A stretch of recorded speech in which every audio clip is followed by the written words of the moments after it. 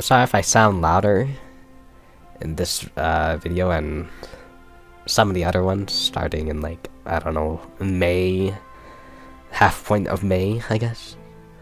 I did some audio tuning. I'm not sure if this will work. This is probably not the best game to be doing it with, but anyways, I'm a little ill right now, but I just want to play more Mushroom Musume. So anyways, hey humans, welcome back to some more Mushroom Musume. Last time we have what did happen last time? Yeah, we got like I think it was not a happy, not so happy ending last time, but it's alright. Anyways, yeah, we're just gonna keep trying to get through this, I guess. I don't know. Like I said, I am a little sick. But anyways, what is this? Oh, what was that? Oh, pretty spores. Yeah, there we go. we just gonna go through this game, you know. It is what it is. I'm not sure when I'll stop the series. I don't know. Maybe when I get like 5 pages filled out of daughters. Yeah, like 5 or like 4. I'm not sure. So there'll be a couple more. But anyways, let's read some more daughters, I guess. Oh yeah, our stuff. Skip ahead. No, let me see. What? Like I said, I am a little sick, so I'm gonna be a lot more soft-spoken. Goodbye, not all dirt is the same, though. Consider the source carefully. Quiet graveyard. We did that the first time. It's alright. Emotions. My daughter will have the emotion of a stone lawn ornament. Just outside the door, the recluse kept a stone effigy of an odd, impish creature. It served them well as a protector outside the house. A perfect way to express the resolve the recluse would care for their daughter. Recluse would up. I suppose all grief comes at a cost now. Third day. My daughter will be raised within a field of flowers. Yeah, I need like more colors. Forget-me-nots, light blue-hearted, black. What is that? A pumpkin? Bleeding heart, sanguine, and symbolic drops. Foxglove. Oh yeah, what if we did want purple? Wild foxglove. These flowers always enchanted the recluse, standing tall at the edges of the path. It was as though they were luring them, tempting them to stray from the path. Perhaps today, the recluse just might. Nature temptation can be healthy. Okay. I shall pay you now with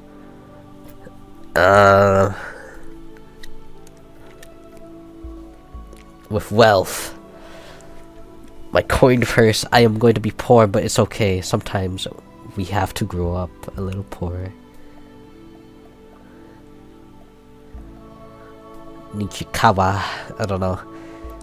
Then she walked away. Only fate would know if those two were ever to meet again. Alright, let's see what we want to do for our little mushroom girl. I'll tapping some trees one day over here. Noise that sounds like the clinking of coins and dice. For long, you managed to track down the source, a wingless fairy sitting in the eye of a tree. Oh, it's the gambling fairy! Did you even get to pick the stakes? Alright. Gambling with the fairy? Why the hell not? A finger. A daughter. Oh yeah? A daughter. Evil Sterxion. The words leave your mouth before you really have a chance to think about it. It shocked you to realize this, with a flash of guilt squiggly stringing you. But there are some things a person never gets over. You know fairies are tricky, but you would be a bad parent to let a chance like this pass by without even trying. The fairy grins and nods, rolling a 10-sided dice. Oh yeah! I have saves! What happened to all my saves?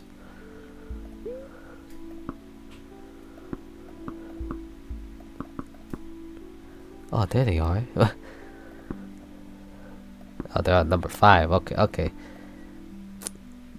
Nishikawa, you totally. Very good. I do love high stakes. Then he cast a dice. Rattle. I failed. As dice begins to fall, you feel yourself regretting your adrenaline-fueled response. Ichikawa wasn't a human daughter, but she was still your daughter. Every full feeling only amplified as you eyed the dice with an apprehension. A 5. Well. One of us is gonna have to pay up, and it's not me. The fairy's jovial tone made you feel sick right to your gut. But don't worry, human. I don't need her today. You can enjoy her for a while more. I assume that's what one does with daughters, yes? Don't worry. I'll collect her not before too long. No later than summer. You walk off, the feeling of dread to bear too much. Damn! I hate fairies all of a sudden, you know. Perhaps this was all a dream, especially get home. Harsh weather's taking a toll of the garden. Ah, bruh! We will till the garden. No use crying. We need food. My daughter will... is something. Capable of rudimentary locomotion. Alright, let's see. Okay. I shall spend time nurturing her environment. Yes, no. Seems to appreciate the attention. That's nice. Quite a rare occurrence. Oh. Hey, can I get some money, Wig? You know, you feel me? She gives me 2 finances. That's nice. You realize that you finish all your work and have the whole day free. Take your daughter to see the Witch of the Woods. Take your daughter to City Heights. Let's go see the Witch of the Woods. You might need to learn some magic to fight off against the fairies, you know. You decide to return to the witch and probably introduce her to your daughter. After gloomy and formal affair, your daughter's become acquainted with her creator. Hopefully she is fulfilled somewhat. You need to know how to use magic to fight off enemies. Your daughter's changed. What is... Are you wearing a mask? She's hiding in a narrow crevice under a large stump. To your surprise, it's not taken from a young girl. I shall... wait for her. Seems intent on hiding, so you decide not to disturb her. Taking a seat near the stump, you appreciate the beauty of the forest. After several long hours... Yeah. Yes! Some screech... Wait, what the... You have heard these river... Oh, the Kappas! Evil Kappas. Hunt one of them, keep your daughter inside in the evenings. Stand guard until they stop. To deal with the issue decisively. I will stand guard until they stop. The turtle creatures are determined, but predictable and easy to frighten. You resolve to stand guard until they give up. Usually the amphibious monsters scout the area before sunset and make their move as soon as darkness falls. Standing at your doorway and brandishing a hatchet, you ward them off each night without fail. Occasionally they test your determination, their beady-eyed leers and whispered hooting persisting long after midnight. A sleepless night or two are a small price to pay for your daughter's safety. You successfully outlast them, and after 2 weeks, the signs of their intrusion cease. For now, they have given up, and you can once again spend your evenings with your daughter, worry-free. Life continued. The day's gotten away for you to... Okay, you weren't able to finish everything, but you have time for one more chore. Fed the lunch for exchange for discarded books. Dude, I don't have enough nutrients, though. Finish the favor. Damn, okay. I'll finish the favor, because it's like stamina, I guess. I have stamina to expend. Allows you flexibility while getting some money. Oh, nice. None seen lost. One day you're... What?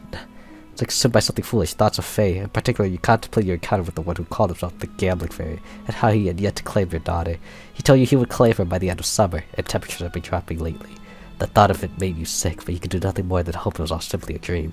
Eventually, you managed to fall asleep. In a dream, you hear a shrill, faint voice taunting you. You'll never see her again!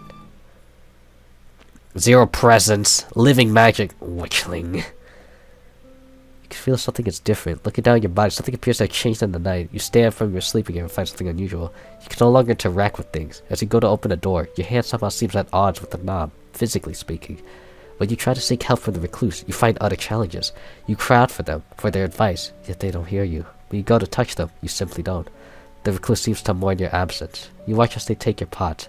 The pot you were grown in when they first made you, and set it upside down next to the stone marker near the edge of the woods. They spend much of their time watching the spot, as far as you can tell. Eventually, you decide to leave the recluse. You wander through the woods looking for somewhere you can use for shelter. Eventually, you find an abandoned home and decide to make it home. Perhaps you can find a fulfilling life regardless. Abandoned? Oh my god. A girl on... Oh my god, are you okay? Zero presence. You don't really exist. Okay, living magic. Magic is all you are. Actually, you are touched by magic in some way. Oh no! Young adult.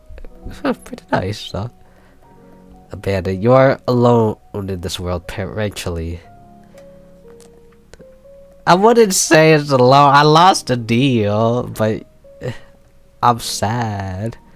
But despite some initial uncertainty, you find your new home may even be nicer than the reclusive shacks. Alright. If it's a strange location, rest for the day, allow your chance of body to heal. Free wanted. Nah, let's go home. You wake one night to the light of a full moon and the eerie sound of singing, as if your body isn't on your own. The cool night air is drawn over your flesh upon leaving the house. Just outside, you see a group of tiny fairies are dancing and singing inside as a ring of sprouted mushrooms. One of them spots you watching and motions you closer. Go forward to play with the fairies. Oh, I don't know robustness. Okay. Oh yeah! No! My daughter knows! You're the reason! Try to capture.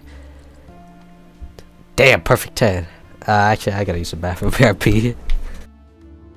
Alright. Anyways, I'm back. Sorry about that. Quickly sneak back into your house to grab some coins, a net, and several bottles before heading back to the fairies. You use the bait to gather the fairies close together, then pounce and swing the net in a precise arc. Few manage to dodge and flee, but many more are caught. Man, who cares about humanity? Bottle fairies, nice. Otherworldly pulled to the forest. Oh, we're going back to the witch's hut. Force yourself to turn tail around. No, enter the hut cautiously, treat a stranger. Learn some magic. You enter the hut and bow respectfully, addressing the witch as you would an apprentice to a master. She considers you for a moment to speak. You will find yourself already familiar with my domain. Perhaps you are all ready for more elemental matters. She goes to teach you on about things like fire and water. A far cry from mushroom magic, but you take it well. That's more humanity. That's nice. Elementalist. Nishikawa, my beloved. You have a little magic hidden away for some rainy day. Crusty knife.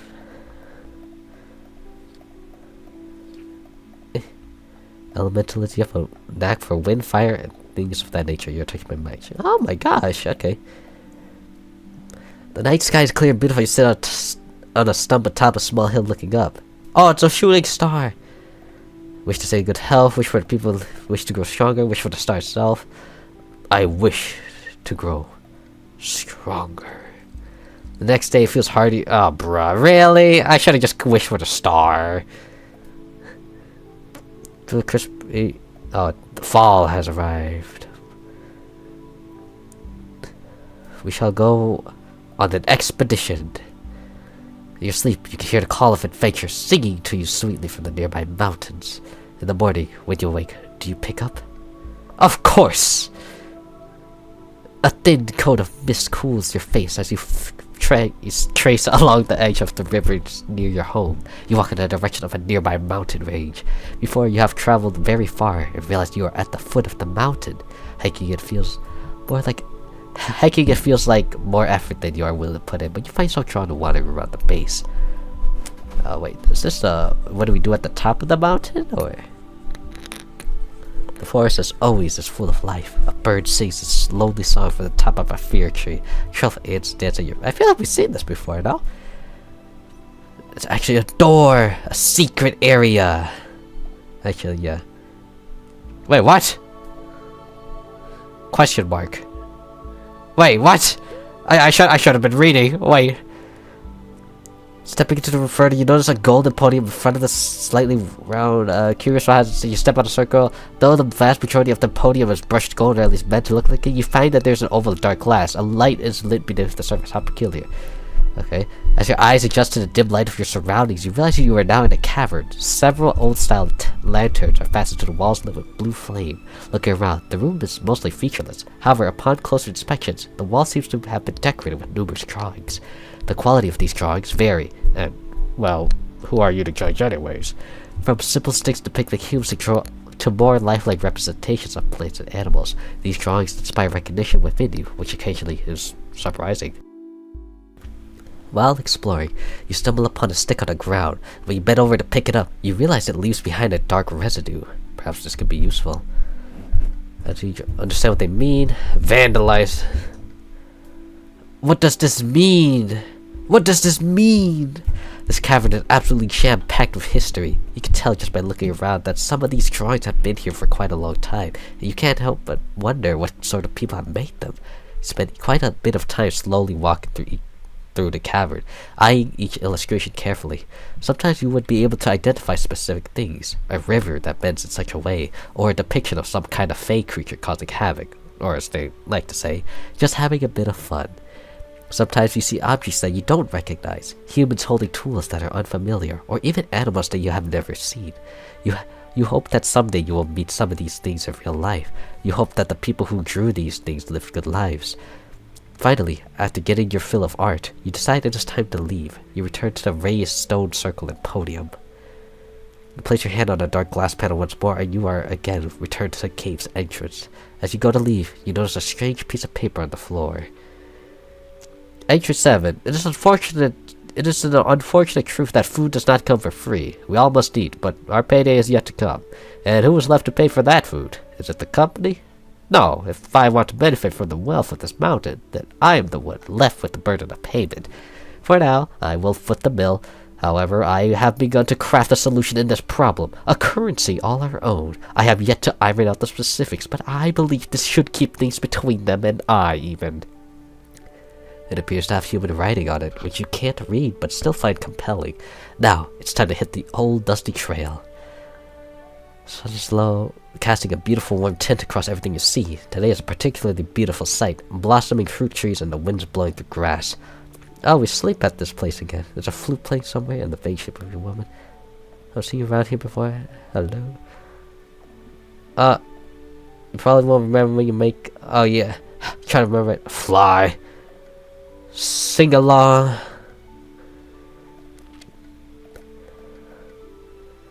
Where do you go when I wake up? Type beat. Oh, here and there, really. There's usually someone asleep somewhere, so I have no shortage for options.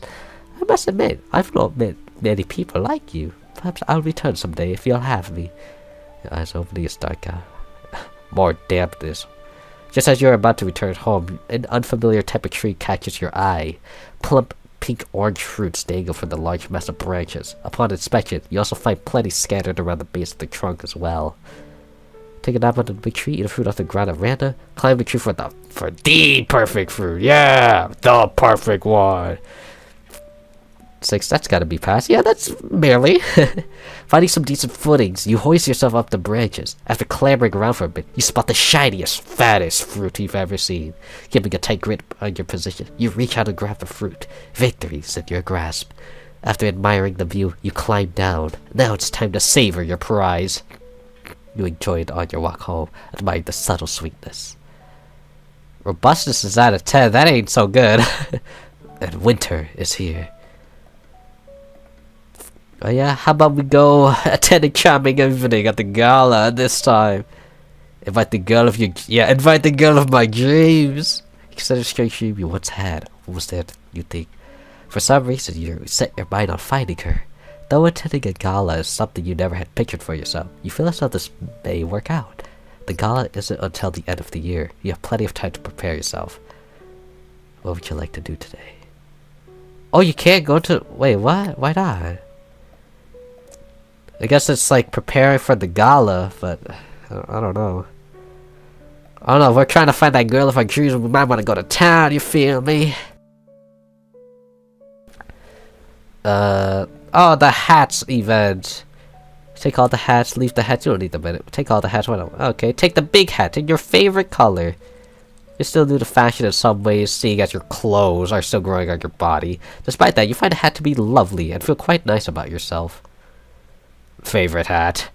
Sometimes when you lay down to go to sleep, you find yourself remembering a dream you had. There was a woman there who said you probably wouldn't remember her, but for some reason, you do. Perhaps the novelty of a companion left an impression on your unconscious mind. You would very much like to see her again. You know she's not real, but then again, are you? One day, you make your way back to the same spot you first met her at, the meadow with the flowering trees. In your hands, you grasp a flower, a polite request for company. You're not sure if it will help, but it's the only thing you can think to do. Then finally, you just have to fall asleep. In time, an easy feat, and as you wake peacefully, you hear a sound you recognize. I am impressed. Most people don't think about me twice. You sit with her for a few moments. Can we go somewhere else? Can we go somewhere else? I don't see why not. Was there someone you had in mind? You explain to the woman that you mean somewhere far away. The waking world. Oh, I can go there in some ways, like a simulacrum. But why would I want to go to the real thing anyways? I'm already here. You're here with me too. You decide to appreciate the view. It's partially what you came here for anyways. The rest of your dream is pleasant. Dilapidated. Oh, it's the shitters. Oh wait, burn the facility! Hey, a little bedlam never hurt anyone, right? Right? Well, regardless, you want to have some fun, and what's more fun than fire? Without a moment's hesitation, you let your pyrotechnical fancies manifest itself and engulf the facilities in flame. What a glorious spectacle. You know, you probably should have checked if anyone was using it. It looks abandoned, sure, but... well, if there's anybody in there, they'd be running out of it, so it should be fine. Now you can just stop and enjoy the sight. And the smell, all that burning wood really gives off a nice smoky... It's starting to think the outhouse maybe isn't all that abandoned. By the smell, it seems to be freshly loaded. Yeesh, why did you decide to... You know what, never mind. You need to get out of here. You're choking on air that nobody should have to breathe. Paraphiliac. At least you have a fun story to tell. The winter college draws near, and you realize you have to work if your day is ever going to happen. When you decide to invite a strange, otherworldly, to go to the ball with her, you first have to find her. Only in my dreams, you know, trying to find her in your dreams. You have only met her once, but the thought of her sticks with you. You're sure that's worth something. The night before the ball, you take a flower with you to bed. In time, you feel yourself relaxing. Sleep takes you easily. No! Several hours later, you wake up from a dreamless nap. Dread. As you grow older, you look back over your life, you think to what your creating account, but whatever they better expect. I mean, she grew up, but that's... dude, we're so close.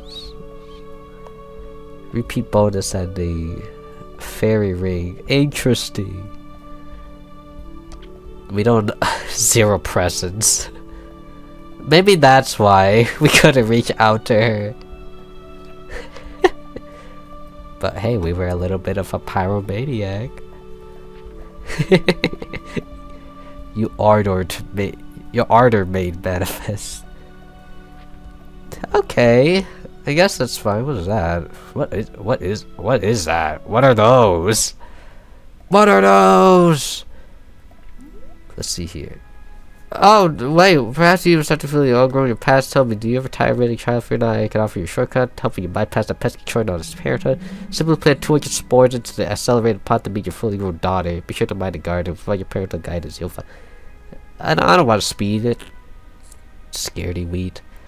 Less potency, pretty bud. Hey, we need that. But get that pretty... get that weed. Scaredy wheat out of here. Yeah, whatever. I can summon. For 200, I summon one-eyed beans. For the ether appears beans. Serious thoughts for your vision. It feels as though things have a new texture.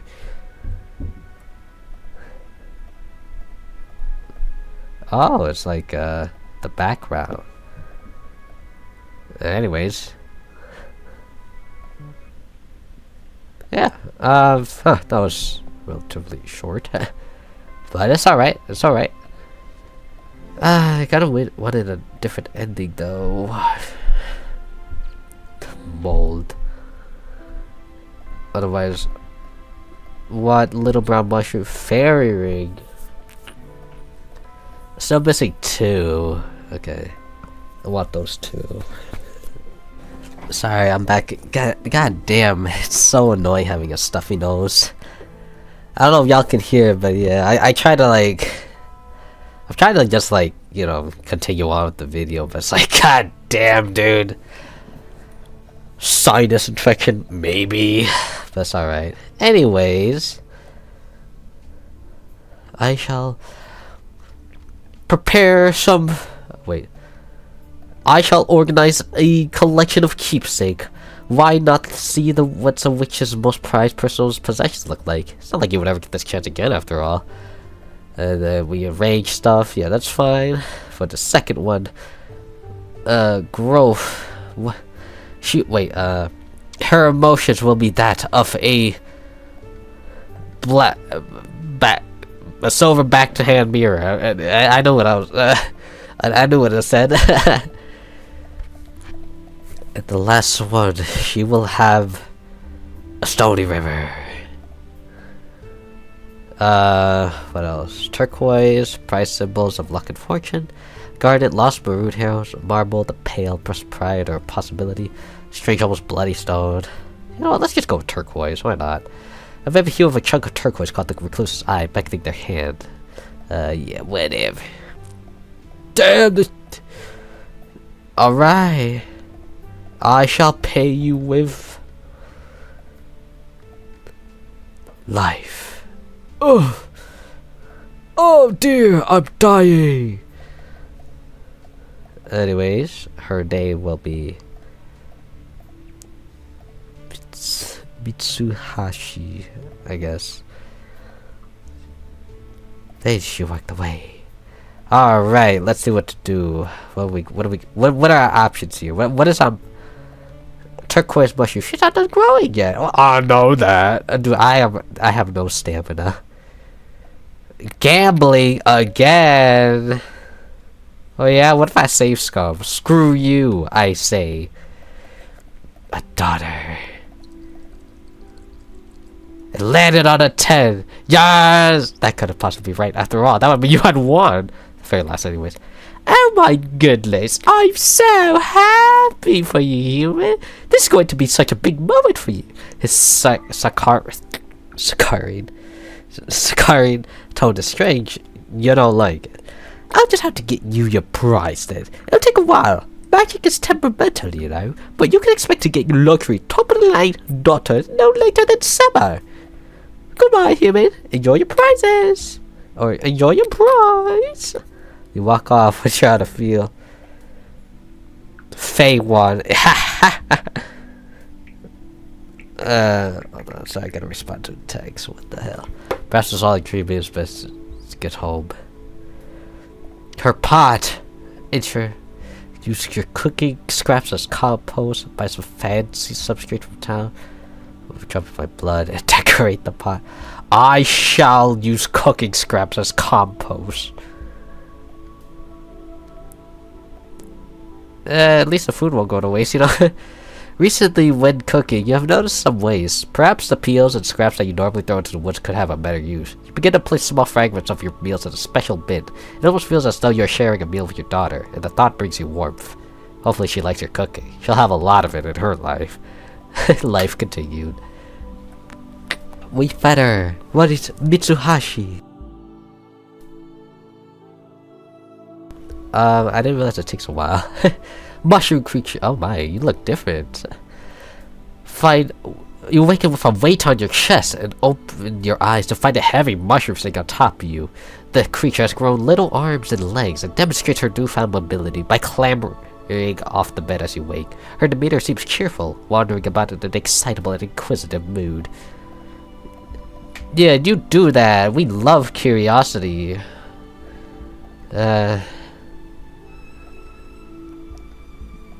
Yeah, you do that.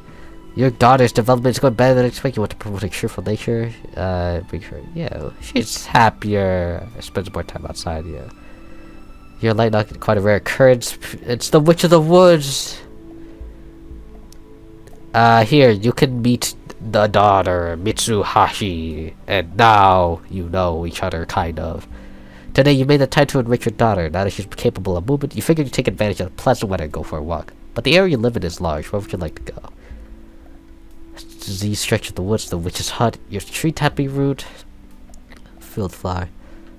The village cemetery. Ugh. You have to understand. Loss is inevitable.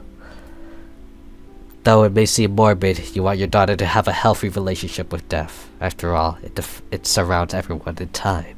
The townsfolk around the graveyard seem both intrigued and slightly put off by your cute little girl, but thankfully she doesn't seem to notice.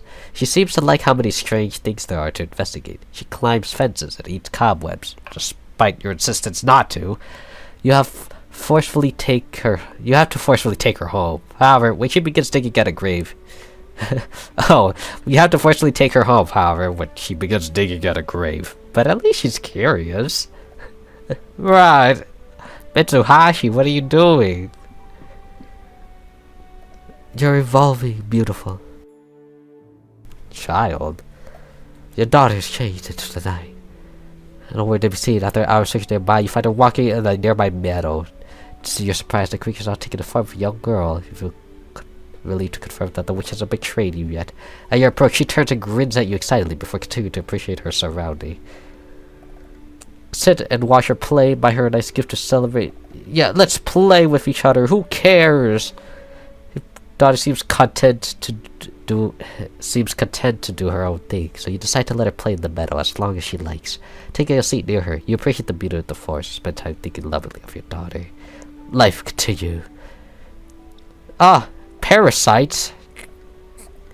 I shall buy some herbal pesticides because we have money. We lost 4. Damn. You realize that the whole day.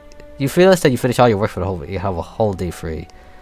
She taught her some important lessons. Spend some time cleaning up, taking notice. We have to teach you some important lessons. Besides, we get to use a time to spend the day teaching. Your daughter doesn't really like to sit and listen, but you managed to impart some life lessons. It worked. You're a rowdy one. A reunion. One night you find yourself unable to sleep. Your thoughts are consumed by something foolish. Thoughts of Faye. Oh, wait, what? In particular, you contemplate your encounter with the one who called himself the Gambling Fairy. The man you seemed to have won.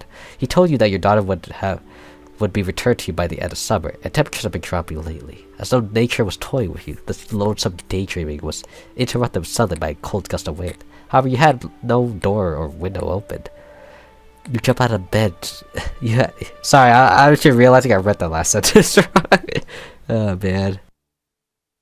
You jump out of bed to investigate, expecting that perhaps the girl was up to something. That wasn't unlike her, after all. You find the front door open, and you step into the night to investigate. From the edge of your vision, you see something approaching. You hear a shrill Faye voice in the back of your head. Here she is, recluse. Have fun! What steps toward you from out of the shadow renders your brain useless. Like a pair of bonded sisters, you see your daughters before you, the younger girl clinging to her lost sibling, as though they were one. They give you a smile, but you could give nothing in return. Found siblings, domineering, monstrous. Stark, and after a long and unusually fulfilling rest, you are unsure how you got here, but you know that you want out, so you begin to dig. After escaping what appears to be a small wooden box and pull yourself up through the dirt, you find that you're in an area you recognize near the edge of the woods. You blink feebly, getting used to experiencing the world through a new set of senses. The recluse is surely worried about you, so after a few moments you hurry home. Something is different about how the recluse treats you when you return. Though you have always felt a cold indifference from them, it begins to feel somehow even more frigid. One day, they ask you when you plan to leave, which you suppose is your cue to move out. With little assistance from them, you begin to build a small home for yourself in the woods. Before long, you find it to be livable. Although the path ahead you seems to get more frightening, things can only get better from here. Maybe in the morning you'll be able to see for yourself. Distant? I thought I did pretty well. What the... Lumy turquoise cornice. I thought I did pretty well. What is this? Feared my hues. You're more bothered with. I thought I did pretty well. Your camera's not as good as you deserve. But I had to be a little mean because you know you gotta learn. Oh my god, bro. We'll go to my home later. Actually, you know what? Fine. Go to the expeditions. You decide to best use to do some scouting. It's always useful to expand your mental map of the area. Oh. Very useful plans. You finally. Oh, it's a weird. It's that weird plant thingy. How about we leave it? As you contemplate the flower, you realize you have never seen one quite like it. It felt wrong to kill something like that, even if it was only a plant. Some people will claim that you are only a plant. After all, botanicals must stick together. You continue exploring for a while. When you tire, you walk home with the comfort of knowing that you are, if nothing else, polite to fellow plants. On the expedition, you lose track of time. The sun's already set in the sky, and the trees around you are more menacing now. As you contemplate your situation, you try to figure out the best thing to do. Look for help, keep cool and calmly about it. Sleep in an... Yeah, you know what, that seems fair. On a quick look around, you manage to look at a strange old building. It's ornate but dilapidated. You also discover that there is nothing preventing a young mushroom from entering. Inside, the building is quiet and dark. Feeling around, you finally find an area that seems suitable to sleep on. Though you have some reservations about sleeping somewhere like this, inevitably, your tiredness wins. You are awoken by shouting. Someone has, evidently, found you and discerned that you are out of place. You dart up, muttering a quick apology as you make yourself scarce. At least a mild rest combined with the sunrise help you quickly find your way home. While making your way through a town, you were stopped by a young man in a newsboy's cap. Oh, bruh, the great healer. Nasty. Fine. We can go see the great healer. Ew. Like, pickpockets. I shall go to... Why not? Though you don't have any major wounds, you do have minor bodily aches that can be improved. When you see you reaching out, her eyes widened. Oh my, aren't you something special? Tell us, child, what ails you? You're something special, you suppose, but being acknowledged as such makes you feel peculiar. Nevertheless, you share your problems with the healer and the crowd as well. You stretch your body, trying to be mindful of every part of it, while analyzing yourself through this lens. You're able to pinpoint several points that feel stiff or uncomfortable at certain angles. She looks over at you, as though she was trying to see through your flesh and see the essence of your illness itself. You are something entirely different, aren't you? She looks at empathetically from you to the audience and speaks with a certain electricity. Your body, a gift from the arcade, and with that power, so too shall you be whole once more. The healer wraps an arm around your shoulder, her fingers embedding themselves into your flesh. Through magic, all things are possible. Let's call for help. Like you previously saw, she once more begins chanting. Feel the magic flow through you. Feel your body be whole.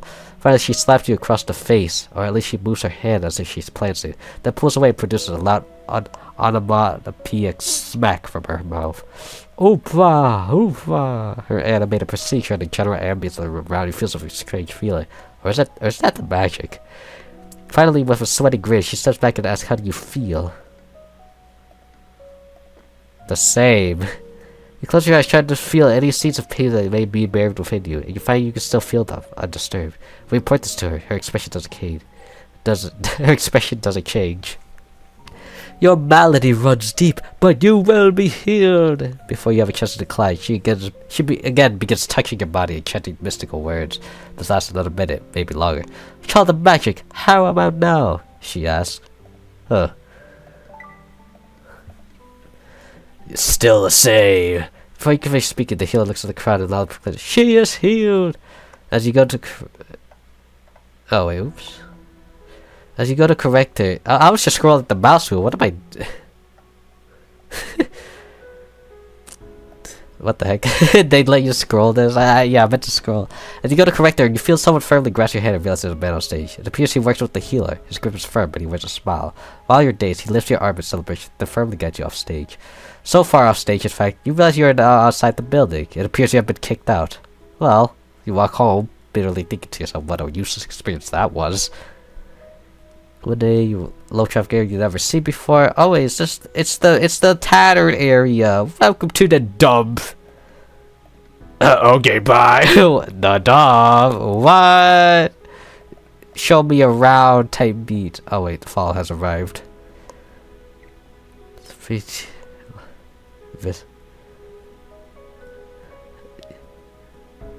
Let's see. She will go home.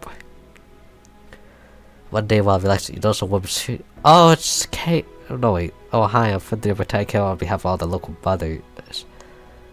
It's the. Do we go or not?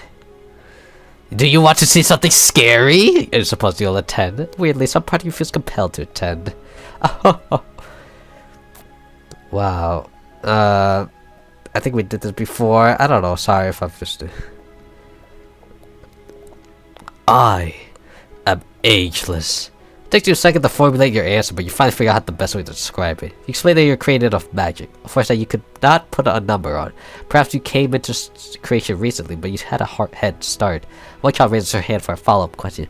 What did people do before they invented clothes? Were they just naked all the time, she asked? You're forced to explain that you meant your answer more metaphorically. Children have absolutely no sense of theatrics. You spend a while answering questions with the children. Finally, after a while, one of the adults speak. Looks like we have time for one more question.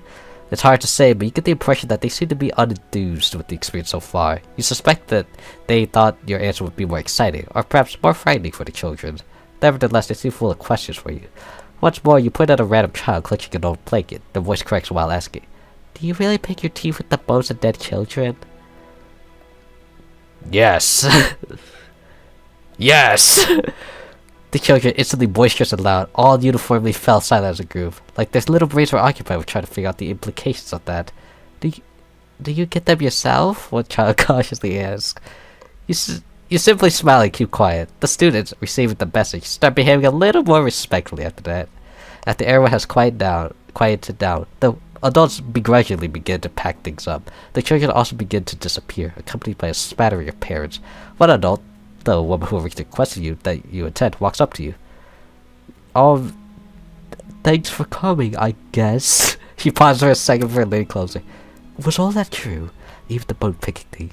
You simply smile at the woman, patting her on the shoulder. You tell her that the children present will be safe, of course, assuming they never step foot into your forest.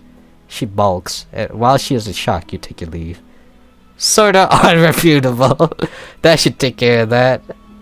Come on, they want to be like little ding dongs. You gotta put them in their place, you know. You have done something rude.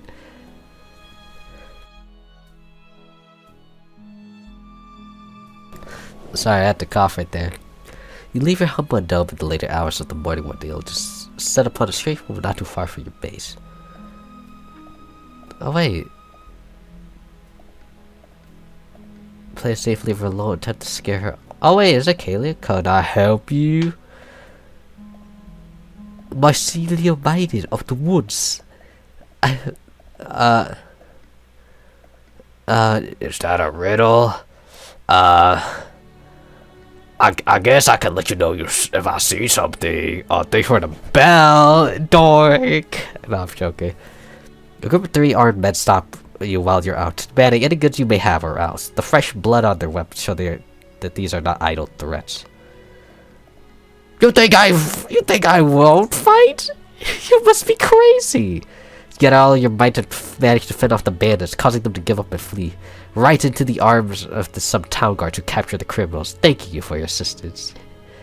Chilling breeze, and winter is here. Pursue a great aspiration. If there's something you want to accomplish, actually, you need some great achievement to end the year on a high point. Keep a cautious eye out for see if Humpty needs some help, receive an education. Actually, never mind. Oh yeah, we can help Kalia. Yeah, you remember back to the curious scholar who was outside your camp before. She gave you a handbell as means to summon her, should you locate the illustrious Cupid. Of course, he could be anywhere, show up anytime, you'll just have to stay vigilant.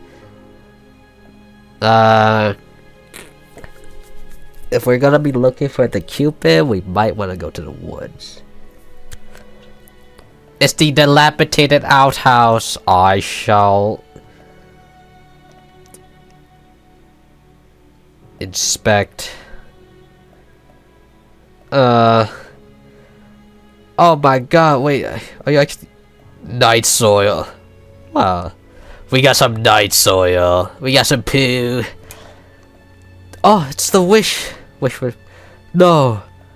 Wish for the... I wish for the star itself. You feel something land on your head. Is that the star? Oh, wait.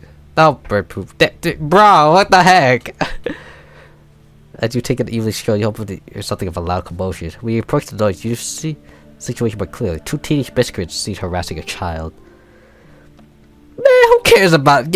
Just give them a little bit spooky. Yeah, actually, get them out! Get out! You don't care about these petty human matters. You only care for keeping your forest clear of any annoyances. And this is one of them. You start by taking heavy steps, making sure to rustle as many plants beneath you as you possibly can. This seems to put the group on alert. They fall silent. The 2 older boys grab the child protectively. We should go. You overhear one say, "You're missing your chance." You leap out from the ferns, letting out a guttural howl as you do. Droplets of spit fly from your mouth, covering the small group. They go running. You pat yourself on your back for another job well done. The winter days grow short, but nonetheless retain nature's beauty. Birdsong litters the boughs of the tree, and a gentle patter of the rain composes across the land. There comes the smell of crisp, rotting leaves, pungent but sweet. There is the playful kiss of winter's wind across your cheek, and the... Wait, what is that? Is that... a baby hurling expletives on a motorcycle? And is he wearing a leather jacket? He doesn't look like what Musume Cupid would look like. Is his hair greased back? But it has to be him. You cup your hands around your mouth and shout, "Hey, are you Cupid?" The heavy-set baby gently lowers down to eye level, peering out over a tinted windshield and a pair of heavy shades. "Hey, yo, pretty much, babe. How's the biz? Yeah, you right. I'm Cupid, one and only." Well, that solves that.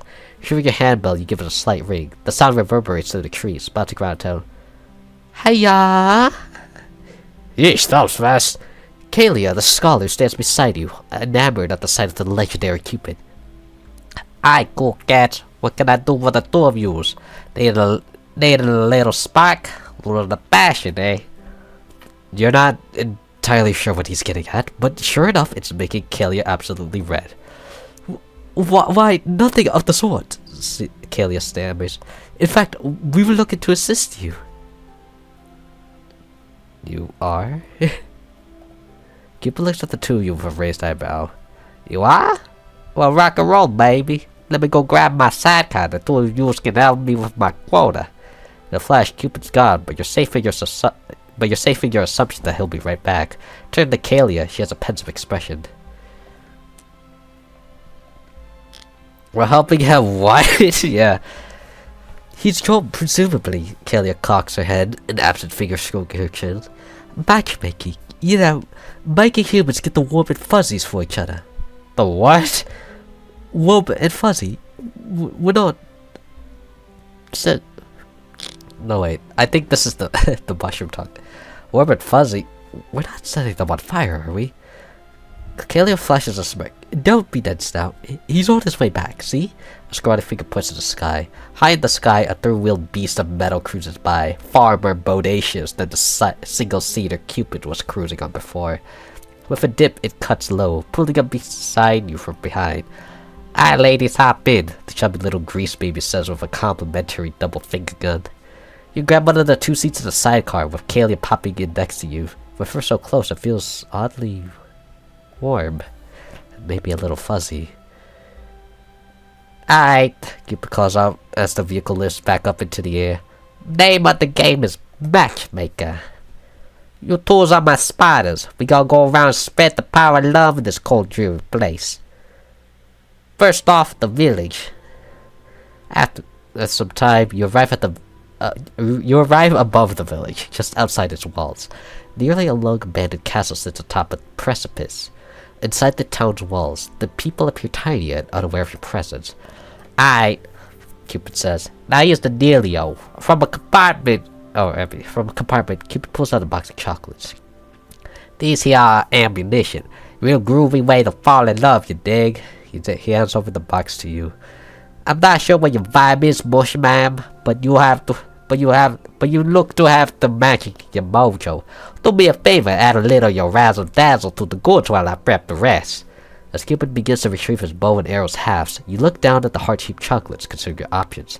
Beside you, Kalia sits expectantly, an inquisitive brow raised at the possibilities. Something moody. What was the chocolate for?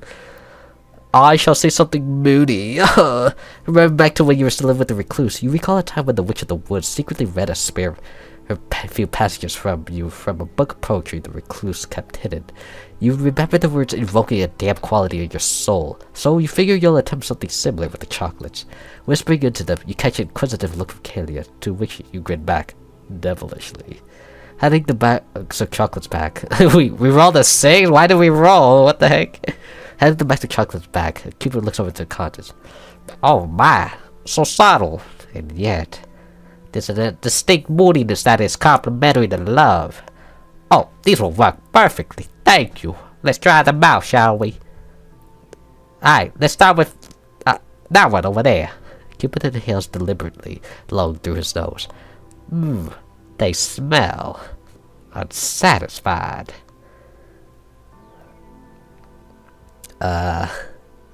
Unmoved.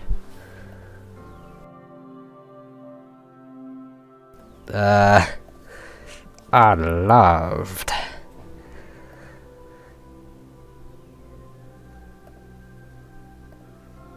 They seek adventure. By the way, I like I ain't doing it this slow, I think. Companionship. Someone to share good times and bad times. To share good times and bad with. Well, here we go. You two are my spiders, let's go. Wait, what exactly does it mean by...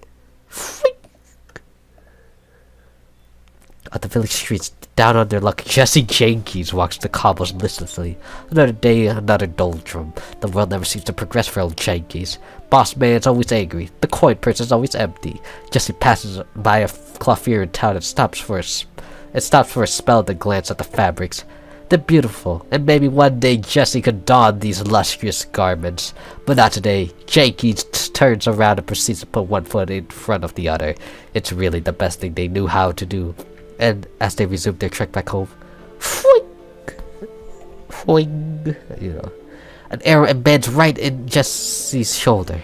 Jesse, stunned, stops and looks at it. Chocolatey goodness oozing from the wound. I got him. Now, spotters. Now I need you to find me a good schmuck. Pronto. Another one. Turned to Kaylee, expecting a confused glance in return. Instead, she's hastily scrawling at her notes. Did you just shoot that person? Indeed I did, my poor metal princess. Sometimes in the name of love, you have to crack a few eggs. That doesn't seem like the proper use of the saying. Then again, they're the one with the weapon, so you just chuckle and get back and get to spotting. After being handed a pair of powerful lenses, you're able to make out some detail of the passerbys below. There seems to be one person among several onlookers who is watching the poor assaulted person with great interest. There's another who glances over, shrugs, and keeps on going. Just another day, eh, pal? The coiffure stands behind the glass of their shop, looking worried as they touch up their latest piece. And of course, there's always the victim themselves. The trick only needs to involve 2 arrows. Turning back to Cupid, you give him your answer. The miserable Jesse Jenkins, the unpleasant... The interested onlooker, obviously. That one? The Cupid asks. Upon receiving confirmation, Cupid aims and lets loose. The onlooker, hand on their mouth in frozen fear, watching the poor Jenkins scream about this damned arrow, doesn't even feel the chocolatey tip dig into their skin. All they feel is a deep, burning love for the endearingly screaming Jenkins. Rolled the 10 we passed. In a rush, they bound over, cooing and hushing and helping out Jenkins with the damage from their suddenly banished arrow. All that follows was a deep look into each other. It was a deep look in each other's eyes and the budding of love. Hey, that worked great. Cupid looks over from one smile. You're a good spotter. Well, let's keep going. Can't stick around too long in one place, you know. Without delay, Cupid's ride takes off west. Are we gonna keep going? Oh gosh. Sorry about that. That cough really kind of messed me up. Anyways, traveling west, the day is growing long in the tooth. You look over to Kalia, who has put the pen down momentarily to study you. When she realizes you caught her staring, she looks away, bright red. She loves me. The ride is comfortable, despite the frigid breeze. You feel warm in the snug sidecar. Cupid keeps talking about witch and whatever, but it's hard to focus on him. If only because he never shuts up. Oh, I think I smell someone way over there in the field. Do you see them? You have no idea what he's talking about. Where is there a fight? Oh, whoa, and off you go. Let's go back over. Kalia's notes are becoming comprehensive. It's a shame you can't make out heads or tails of it. Lots of stuff there, though, yep. Curious? Kalia asked. It's pretty dead scientific jargon. You decided it's best not to pry, though her intelligence can't help but spark something. Even if you couldn't understand it, maybe listening to her prattle on would be nice. Here we are, Cupid says, positioning himself down above the main highway. See those folks down there? Grabbing the lenses, you do in fact see a group of people huddled around a freshly built campfire. Aye, and a 1, a 2, a 1, a 2, 3, 4, and there goes the arrow. Fwink! Fwing. Here we go. Down below, around a modest fire, sits a dear group of friends, and the suave fashionable Alex, the dude, Bro Hamson, sits among them. Fortunately for her, she's Cupid's lucky chosen. Fwink! The arrow sits square in the dude's chest, and when she looks down to inspect the damage, all she can muster is, "Huh, bummer, dude." Meanwhile, the rest of the circle, "Ah!" Well, Cupid says, "You're the spider. Who's the lucky one?" Honestly, there's a handful of folks down there. There's someone who is sitting, especially close, that seems more attentive and proactive than the rest. But they're all trying their hardest, it seems. There's also, well, the fire. Shoot, little Miss Screamy Eyes, shoot the fire. Go nuts, shoot them all! Dude, I should save. This is interesting. But yeah, shoot the proactive one. She's obviously in love. Haha. Her? Alright, you got it, boss. And with extreme dexterity, the chocolate flies, and the girl is cut square on the top of her head. The girl kneels, consoling the dude with oh, excuse me. Consoling the dude when the arrow hits her, and before things become too hectic, the two stare in each other's eyes. Smoke time! Roll the turn! There comes a serene silence among the group, a profound understanding. Hey guys, get a room! One of the friends say, cutting the tension. And while the group is alright, there's a new dynamic blossoming between the two. Love. Wow, we're on a roll, let's go! Cupid exclaims. You're more natural at this. Absolutely groovy, baby. Well, we should get going. There's one more stop in the night. Cupid gets the ride going and begins once more heading west. At this point, the day has sloughed off to evening. Looking over at Kalia, there's a distinguished tiredness to her eyes. She's been working all day, and she has a great smile, and a great smile has shown itself on her face. It's rather beautiful. This time, she catches you, and when you look away, you're almost certain your mushy cheeks have grown red. The air's getting colder with nightfall, only getting worse as you pass through a snowy patch of forest. Though even with the cold, you've never felt warmer next to her. Here we are, Cupid says at length. You awake with a start, never realizing you had fallen asleep to begin with. As it turns out, Kalia awakes in similar manner, and you find yourselves having leaned against the other. It's almost a shame to wake up. Last one's down there, a tired old sort, long removed from society. Does he even remember the want for love? You grab the lenses cues and look out toward where Cupid directs. It's difficult in the dark, but you locate them at length. It's an elderly man sitting on a stump. All the love in his life has been stuffed out long ago. The poor soul has no direction left with which to steer his heart. You feel a pang of pity for a second before turning back to Cupid and Fwink! Bruh. Why are you shooting? You look back. The man's crumpled over, grasping his back and shoulder. He seems to be groaning on the forest floor. Oh! Old man Crumbeard lays on the forest floor, groaning intermittently. Oh, I knew they'd find me, he wheezes. You couldn't take me in the war, but you found me. What a sad, lonely man. Cupid looks almost indignant. You really need some companionship, you know. No, if you could smell the history on him, you'd wonder if people like him. You wonder if people like him deserve happiness at all. Still, I'm not judge, just executioner. So, Spider, what's the verdict? You glance over the surrounding area, but there isn't much there. Wolf is wandering around nearby, dangerously close. A rat is making a feast on old man Crumbeard's food while they're skyping. And well, there's Crumbeard himself, I suppose. So, you know what? Shoot that section. Look.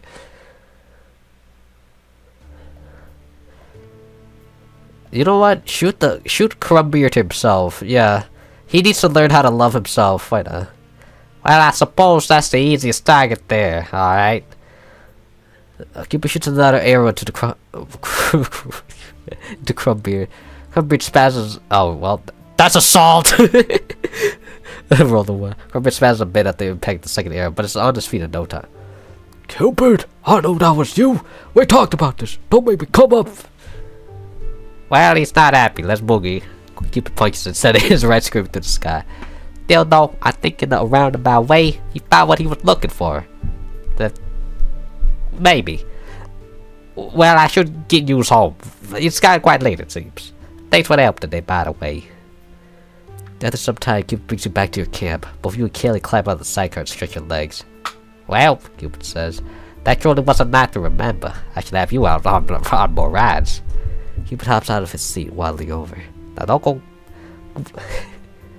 Now don't go without giving old Cupid a hug. We in this biz have to stick together.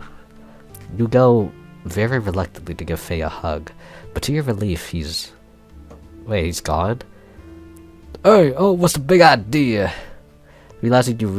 Folks say you realize that Cupid is stuck in a jar, held firmly in Kaylee's hand.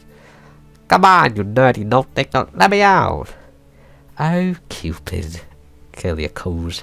Are you really so foolish that you didn't recognize me? In an arid patch of moonlight, Kaylee's skin begins to glitter and shine like wet opals. What? One of them weird aristocratic motherfucker! Kaylee shakes the jar hard, disorientating Cupid into silence. That's right. And my aristocratic kid asked me to deal with a long-standing thorn in the garden. She holds the jar up, staring at the glass at a shrunk and trapped Cupid. Stuffing the jar in her bag, you can occasionally hear muffled cries of help from within. Sorry, Kaylee, turning toward you. I haven't been fully honest, and I've gotten you wrapped up in the inter-fairy politics. I'm Faye, you see, just like Cupid, but from a, let's say, rival family. Though most Fae have been calling for that little gremlin silencing for a while now. But don't feel bad. It's not like him being trapped in the way will stop folks from finding love. They'll just be finding less errors where they'd rather not be. They'll just be finding less errors where they'd rather them not be. Anyways, I should reintroduce myself. Gilla turns your hand into hers, giving a gentle bow. I am Renewal, scholar and undercover field agent for the great family of... Well, she catches herself hand to mouth. A girl can't give up all of her secrets on the first date now, can she? Kalia, or should you say Renewal? Renewal? Yeah, Renewal. Leans down and gives you a peck on the cheek. This was a date? What can I say? Renewal slings her pack onto her shoulder, eliciting a small grunt from within. There's something in the air. And as she walks away, a hand jumps into the air and waves goodbye. Until next time. You smile, watching her depart. At length, you take one last good look at the sky before going to bed. It really was a match made in the heavens. Ending, matchmaker. Have a lovely evening with Kalia, the scholar. You have become a paragon of love. Wow, Mitsuhashi. Oh my god. Already grown this type of mushroom now. Damn. Domineering. I guess that just means I constantly regenerate my sealant. That's insane, dude. That's nice, Mitsuhashi. Ah, a little mushroom. What's that? Like some lettuce? Some radish? Why's there a radish in my garden? Buggy weeds. Ew. Nasty. Alright. Boom. Oh, it's taking away some mycelium. We got a shiny mushroom now. Nice. Curios? Compendium of the journals. There's still so much more to this game. It's so weird. Oh wow, there's a lot of items. Oh my gosh, hold on. Can I like buy some? Hey, I need some hardware. I'll take like, I want 5 of everything. And then I'll do 1 summoning ritual. I summon Pot of Greed! Question marks. Conditions have changed. A new creepy mushroom can now be... Oh wait, I can grow new ones with this? Oh my god, wait, what? I mean, I said creepy, but that's not the point. The point is, these ones can summon new ones. Oh, they really encourage replay. Okay. Okay, well anyways, that will be it for this episode. Pretty decent episode, you know, we got 1 repeat ending, but it's alright. Yeah, it's alright, but you know, it is what it is. I can't tell where this like... definitely a ring of mushroom sprouts around a strange presence. Common purple fairy ring and... looming turquoise cordyceps. Interesting. I wonder if I didn't get that, if I didn't take the gamble, she would just be by herself. Which is probably, I should have probably just let that happen. I should have just let her be by herself, to be honest. Because we already got the cordyceps, yeah, the parasitic fungus, yeah. We already got a cordyceps daughter, I guess. Well, not a turquoise one, but it was a light blue one, but... It was definitely growing into a different type of mushroom, which was interesting, but... Anyways, that'll be it for this episode, so thank you everyone for watching this episode of Mushroom Musume. Like, comment, subscribe, you do whatever you want, and I will see you all in the next episode. Bye bye.